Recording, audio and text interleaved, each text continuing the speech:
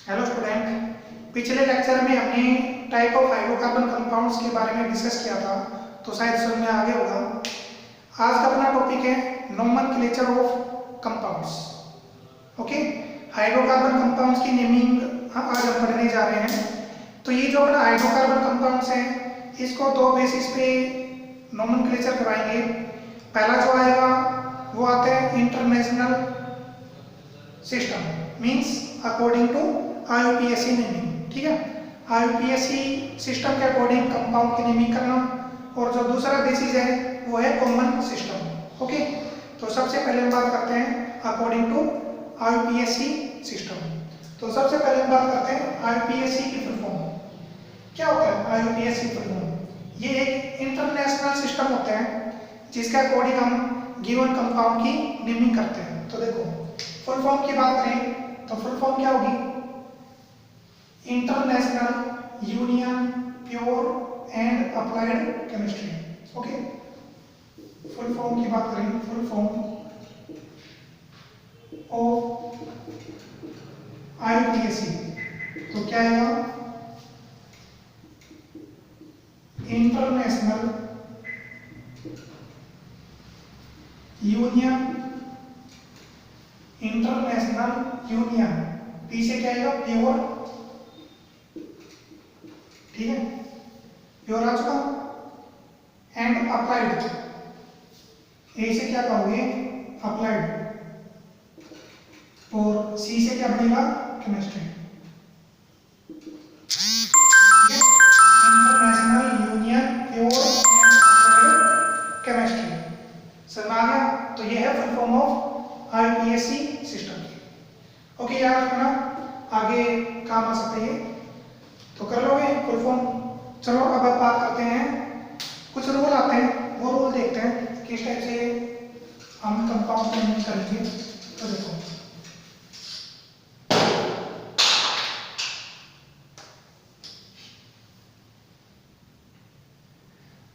Rule में सबसे पहले टेबल देखो, टेबल किस टाइप से आती है। यहां पर लेके चलो, मान लो यहाँ को तो क्या है, फ्लैश कर रहा होगा, number of carbon atom.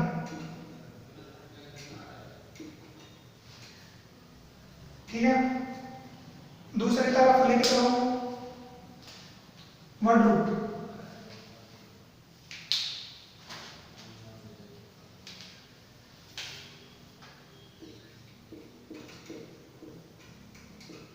Okay, ये आता है number of carbon atom in the compound, और दूसरे रो में क्या ले लिया, वर्ड रूट। ओके, तो देखो फर्स्ट, मान लो अपने पास एक ऐसा हाइड्रोकार्बन कंपाउंड है जिसमें कार्बन नंबर केवल एक है। अगर गिवन कंपाउंड में कार्बन नंबर एक हुआ, गिवन कंपाउंड में कार्बन की संख्या अगर एक होती है तो वर्ड रूट क्या यूज करोगे, मीथ। समझाया, एक कार्बन के लिए हम किसका यूज करते हैं, मीथ का यूज करते हैं। इफ कार्बन नंबर है 2, अगर गिवन कंपाउंड में 2 कार्बन प्रेजेंट होते हैं तो वर्ड रूट क्या लगाओगे, ईथ। समझ में आ गया, एक के लिए मीथ, 2 के लिए ईथ। कार्बन नंबर 3 के लिए हम वर्ड रूट यूज करते हैं प्रोप। ठीक है, प्रोप। 4 कार्बन के लिए अगर गिवन कंपाउंड में 4 कार्बन हो तो हम वर्ड रूट यूज करेंगे ब्यूट, ब्यूट या फिर ब्यूटा। ठीक है, जब नेमिंग करेंगे ना तो ब्यूट ही लिखा जाएगा, ए एलिमिनेट हो जाता है, पर कहते हैं क्या है, ब्यूट तो आएगा, या कई बार क्या होता है इसको ब्यूटा भी कह सकते हैं। ठीक है, ब्यूट या ब्यूटा। अगर गिवन कंपाउंड में कार्बन नंबर अगर 5 होते हैं, 5 होते हैं, तो वहां पे हम वर्ड रूट यूज करते हैं या फिर क्या कहोगे, पेंटा। ओके, 6 कार्बन के लिए वर्ड रूट का यूज किया जाता है हेक्स या हेक्सा। कार्बन नंबर अगर 7 हुए तो यहाँ पे हम वर्ड रूट यूज करते हैं हेक्ट या फिर हेक्टा। ओके, कार्बन नंबर 8 के लिए मान लो कोई भी कंपाउंड गिवन है, उस कंपाउंड में 8 कार्बन दे रखे हैं तो तो वहां पे हम किसका यूज करेंगे, कौन से वर्ड रूट का यूज करेंगे, ऑक्ट या फिर कहे तो octa. A, this is a, oct या ऑक्टा। 9 के लिए हम यूज करते हैं नोन या फिर नोमन, ठीक है। 10 के लिए, 10 कार्बन के लिए हम यूज करते हैं डेक, डेक या फिर डेका, ओके। तो 10 कार्बन तक ये याद करना, उसके बाद और भी आएंगे, फिलहाल तो 10 के लिए बहुत है। तो अगर मान लो कंपाउंड, गिवन कंपाउंड में एक कार्बन होता है तो कौन सा वर्ड रूट यूज करोगे, वर्ड रूट आएगा मीथ। अगर 2 कार्बन प्रेजेंट है तो 2 के लिए हम ईथ वर्ड रूट का यूज करते हैं, 3 के लिए प्रोप, 4 के लिए ब्यूट या ब्यूटा भी कह सकते हैं, 5 कार्बन के लिए पेंट या पेंटा, 6 के लिए हेक्ज या हेक्सा, 7 के लिए हेक्स या हेक्सा, 8 के लिए ऑक्ट या ऑक्टा, 9 के लिए नॉन या नोना और 10 के लिए डेक या डेका, ठीक है। तो ये है word root, okay. Word root क्या होता है, देखो, formation of naming of compound, nomenclature कहते हैं इसको, कंप्लीट को नोमेनक्लेचर। तो देखो, हाइड्रोकार्बन कंपाउंड की नेमिंग के लिए कुछ टर्म यूज की जाती है। कौन कौन सी टर्म यूज की जाती है, सबसे पहले तो हम यूज करते हैं वर्ड रूट, जो भी जस्ट हमने टेबल पढ़ी है। अच्छा, वर्ड रूट से पहले हम यूज करते हैं प्रीफिक्स। क्या यूज करेंगे, प्रीफिक्स। वर्ड रूट के बाद, वर्ड रूट के बाद हम यूज करते हैं सफिक्स। समझ आ गया, बीच में तो लेके चलो वर्ड रूट, पहले प्रीफिक्स आएगा, उसके बाद क्या आते हैं, सफिक्स, ओके। वर्ड रूट क्या होता है, ये जो अभी हमने बताया, this is word root, okay.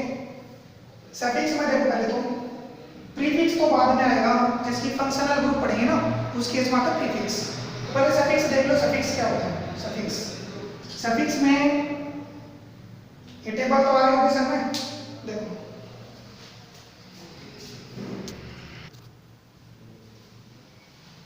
हाँ भाई देखो, प्रीफिक्स क्या होता है, पहले देखो, प्रीफिक्स वर्ड रूट से पहले आता है, जिसकी वर्ड रूट हो गया, वर्ड रूट से पहले जो भी टर्म यूज हो वो कौन सी आती है, प्रीफिक्स, ठीक है। वर्ड रूट के बाद जो टर्म यूज होती है वो क्या आती है, सफिक्स, ओके। वर्ड रूट के बाद सफिक्स, वर्ड रूट से पहले प्रीफिक्स, ओके। प्रीफिक्स अभी नहीं पढ़ेंगे, जब फंक्शनल ग्रुप टॉपिक आएगा, जब हम प्रीफिक्स का यूज करेंगे। तो फिलहाल तो हम बात करते हैं सफिक्स में।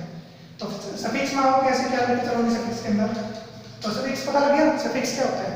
सफिक्स वो टर्म होती है जो वर्ड रूट के बाद में अप्लाई होती है, ठीक है। जैसे मान लो हमने पढ़ा था अल्कीन, अल्कीन, अल्काइन। अल्कीन के लिए देखो, अल्कीन के लिए देखते हैं, तो अल्कीन में जो सफिक्स होगा वो कौन सा है, ANE, लास्ट वाले 3 अक्षर। अल्केन में जो सफिक्स आएगा वो क्या आता है, ANE, वर्ड रूट के बाद में लगाता है, ठीक है। एग्जाम्पल ले लो अल्केन का, जैसे CH4, C2H6, C3H8, मान लो 3 कंपाउंड अपने पास गिवन है, ठीक है। जैसे मान लो CH4 है, 1 कार्बन 4 हाइड्रोजन, ठीक है, सिंगल बॉन्ड के द्वारा कनेक्ट है।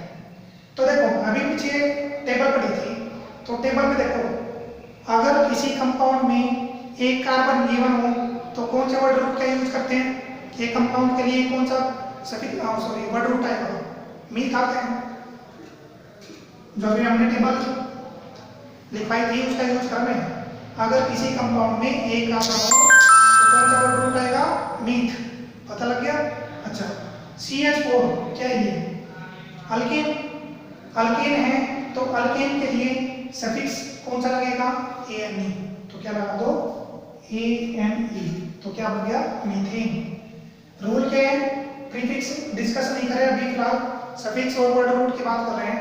तो इस केस में क्या रूल लगा, क्या फॉर्मूला बना, वर्ड रूट प्लस में सफिक्स। ठीक है, इस केस में ये आता है। तो भाई वर्ड ये मीथ क्या हो गया, मीथ वर्ड रूट, और भाई ANE क्या हो गया, सफिक्स। पता लग गया। C2H6, C2H6 में देखो कितने कार्बन है, 2। तो दो कार्बन अगर गिवन हो तो वर्ड रूट क्या लगेगा, एक।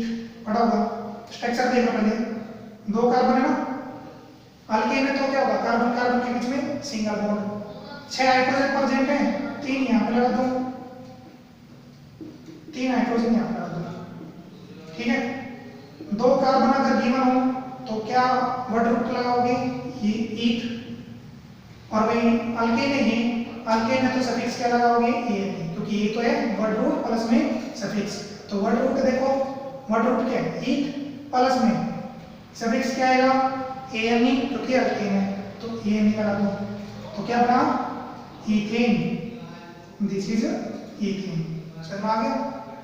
C3H8, अब C3H8 की बात करते हैं।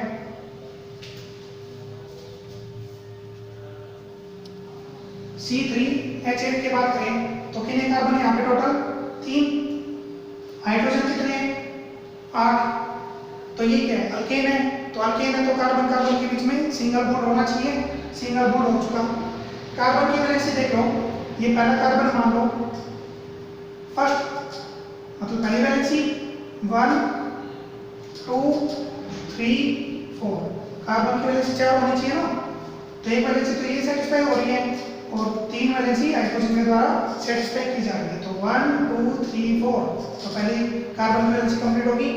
दूसरे कार्बन पे आओ, first second third fourth, third carbon पे आ जाओ, 1 2 3 4, तो 4 वैलेंसी कंप्लीट होगी। अब देखो 3 कार्बन के लिए कौन से वर्ड रूट का यूज करते हैं, 3 कार्बन के लिए वर्ड रूट क्या आएगा, प्रो, याद होनी चाहिए, प्रो।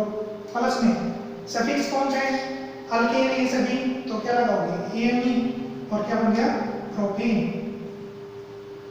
कर लोगे। इसी तरह हम बात करते हैं C4H10।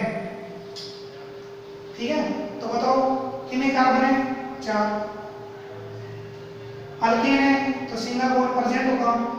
पहले कार्बन की बात करें तो 4 वैलेंसी होनी चाहिए ना, 1 2 3 4, 1 2 3 4, 1 2 3 4, 1 2 3 4।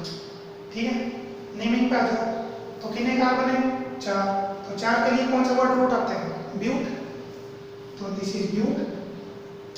अल्केन है ये, सिंगल बॉन्ड प्रेजेंट है कार्बन कार्बन एटम के बीच में, तो अल्केन होगा। अल्केन हो तो सफिक्स क्या लगेगा, ANE, तो क्या लगा दो, ANE, तो क्या बन गया, ब्यूटेन। समझ में आ गया। इसी तरह C5H12 कर लोगे, स्ट्रक्चर बनाना, 5 कार्बन मतलब यहाँ पे राइट करना, फिर इसकी वैलेंसी कंप्लीट करना, फिर नाम करना। ठीक है, कर लोगे ना 5 कार्बन करते हुए, चलो ये करें लो ना, 1 2 3 4, 1 2 3 4, 1 2 3 4, 1 2 3 4, 1 2 3 4। ठीक है, ये स्ट्रक्चर आता है। 5 कार्बन के लिए कौन सा वर्ड रूट लगता है, टेबल में आई थी, पेंट। वर्ड रूट हो गया, सफिक्स पे आओ, तो सफिक्स में ये अल्केन है तो क्या लगाता हूँ, ANE, तो क्या बन गया, पेंटीन।